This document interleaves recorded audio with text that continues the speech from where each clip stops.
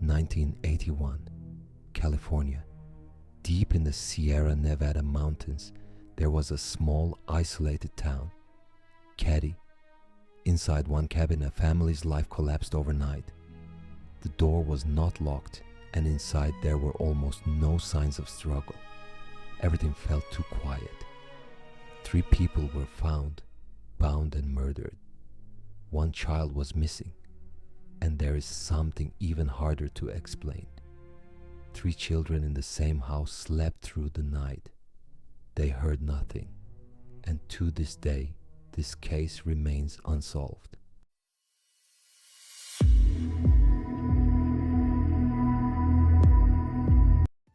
Keddie was a small town, easy to miss on a map. Hidden deep in Northern California, surrounded by forest and railroads, it was isolated. Once you entered, it wasn't easy to leave. At the center of the town was the Keddie Resort, and within it, Cabin 28. From the outside, it looked ordinary, just a wooden cabin with nothing unusual.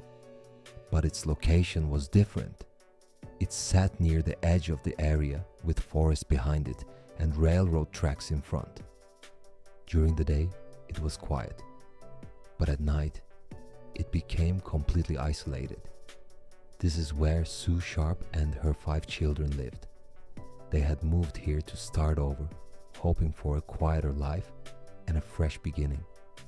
The children went to school, made friends, and lived a normal routine. Everything seemed fine, but this cabin stood apart from the others.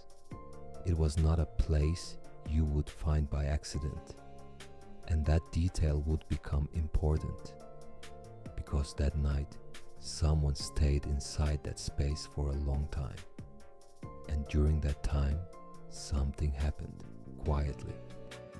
April 11th. Nothing felt unusual. The children went to baseball tryouts. They spent time with friends. They laughed. They talked.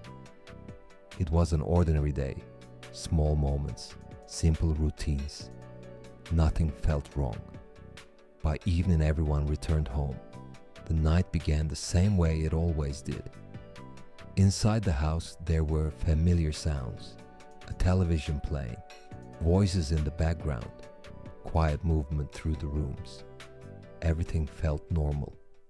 But that night, a few small decisions changed everything. 14-year-old Sheila decided to stay at a neighbor's house. A simple choice, a decision that would matter later. Around 9:30, Tina came home. She asked the time. Then she went inside. That moment was the last time she was seen. After that, the timeline breaks. No clear sequence, no connected actions, no explanation. Something changed that night, and no one noticed when it began. The next morning, Sheila came back. Same path, same door. At first, everything looked normal. She opened the door, she stepped inside. Then something felt wrong. The house was too quiet, not empty. Heavier than that, no movement, no presence. She walked slowly into the living room, and then she stopped. She didn't move. She couldn't. 3 people lay on the floor, bound. Sue Sharp, her son John, and his friend Dana. At first, it didn't make sense. Then it did. This was not an accident. This was intentional. Someone had been there for a long time, and yet the house stayed silent. No screams, no struggle, nothing. In the next room, 3 children were sleeping. They heard nothing. Same house, same night. 2 completely different realities, and one thing was missing: Tina. What disappeared was not just a person, it was the explanation. This was not a simple crime scene. There was structure here, a sense of control. Multiple weapons had been used: a knife, a hammer, different methods, deliberate choices. Nothing about this felt random. Nothing about it felt impulsive. The victims had been bound, their mouths covered, Whoever did this did not want noise. They wanted silence. And this did not happen quickly. It took time. Someone moved through that space, step by step, without rushing, and somehow almost nothing was heard. Neighbors later reported only a brief sound, nothing more. No signs of forced entry, no broken doors, no clear indication that anyone had forced their way inside, which raises a question.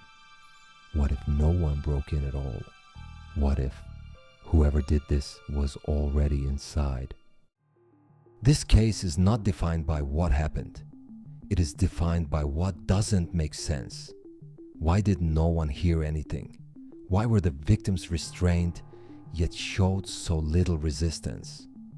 And how did children, just rooms away, sleep through all of it? This doesn't feel like coincidence. It feels like control, like someone who understood the space, knew the layout, knew how to move through it without being heard. But the most disturbing part is not the violence, it is the silence. A night where something clearly happened.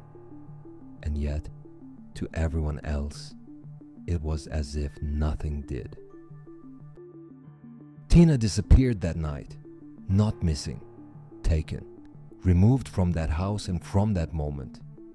For years there were no answers, no confirmed sightings, no clear direction, just absence. Then years later, her remains were found, deep in the woods, far from the cabin. And around that time, a phone call came in. No name, no identification, just a voice, short, calm. They found Tina. And then the line went dead. It wasn't a question. It wasn't surprise. It sounded like certainty. Because that call did not reveal anything new. It suggested something else. Someone already knew where she was, knew what had happened, and chose to stay silent. There were suspects, people connected to the family, to the cabin. Some of them left town soon after the incident, and during the investigation, one statement stood out. I paid the price with 4 lives. It was disturbing, but it was never fully pursued. Evidence failed to connect. Testimonies were inconsistent. Leads were lost. And slowly the investigation began to unravel. Direction faded. Momentum disappeared. And then it stopped. No resolution, no conclusion. Just a case left unfinished. Inside one house, 3 people were murdered. 1 child disappeared, only to be found years later. And in that same space, other children slept through the night. There were suspects, there was evidence, but no one was ever held accountable. This is not just an unsolved case. Something happened inside that house, something real. But whatever it was never fully revealed. That night, someone was there. Not someone who forced their way in, someone who already belonged in that space. And even now, decades later, the truth remains out of reach, still unspoken, still unexplained, as if that night never truly ended. This story ends here, but in the darkness, stories remain. Will you stay for the next one? Dark Case Hub.